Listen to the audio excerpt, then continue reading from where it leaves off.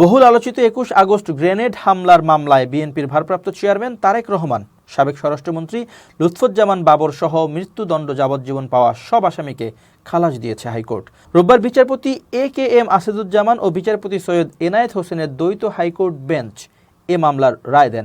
এদিন রায় ঘোষণা উপলক্ষে বিএনপির জ্যেষ্ঠ আইনজীবীদের আদালতে উপস্থিতি ছিল লক্ষণীয়। কানায় কানায় পরিপূর্ণ ছিল এজলাস।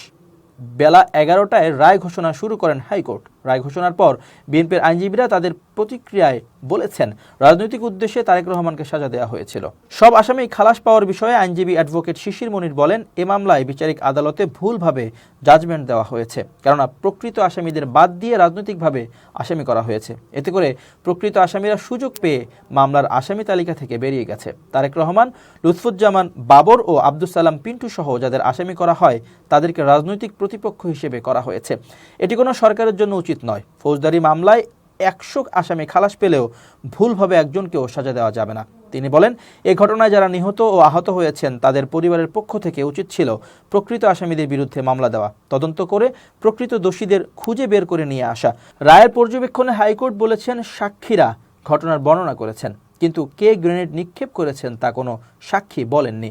এছাড়া ২১ আগস্টে কে গ্রেনেড সরবরাহ করেছে তা চার্জশিটে উল্লেখ করেননি কোনো তদন্ত কর্মকর্তা।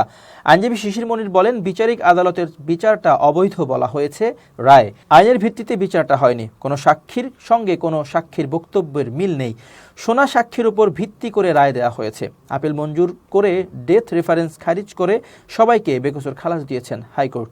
এ মামলায় বিএনপির অন্যতম আইনজীবী এবং দলটির আইন বিষয়ক সম্পাদক কায়সার কামাল বলেছেন, এই মামলায় মোট ৪টি চার্জশিট দেওয়া হয়েছে। প্রথম ৩টি চার্জশিটে তারেক রহমানের নাম ছিল না। শেখ হাসিনা ক্ষমতায় আসার পর চতুর্থ চার্জশিটে তারেক রহমানের নাম অন্তর্ভুক্ত করেন। তিনি বলেন, আজ প্রমাণিত হয়েছে এই চার্জশিট আইন বহির্ভূত ছিল, তাই এই চার্জশিটে যাদের নাম অন্তর্ভুক্ত ছিল তারা এই মামলা থেকে খালাস পেয়েছেন। তিনি আরও বলেন, যারা এই মামলায় দণ্ডপ্রাপ্ত ছিলেন এবং আপিল করেছেন বা আপিল করেননি সবাইকে এই মামলা থেকে খালাস দেওয়া হয়েছে।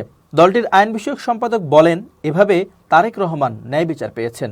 আজ প্রমাণিত হয়েছে রাজনৈতিক উদ্দেশ্যে তারেক রহমানকে যে মামলায় সাজা দেওয়া হয়েছিল সেই মামলায় আইনগতভাবে মোকাবিলার মাধ্যমে তিনি আজ বেকসুর খালাস পেয়েছেন।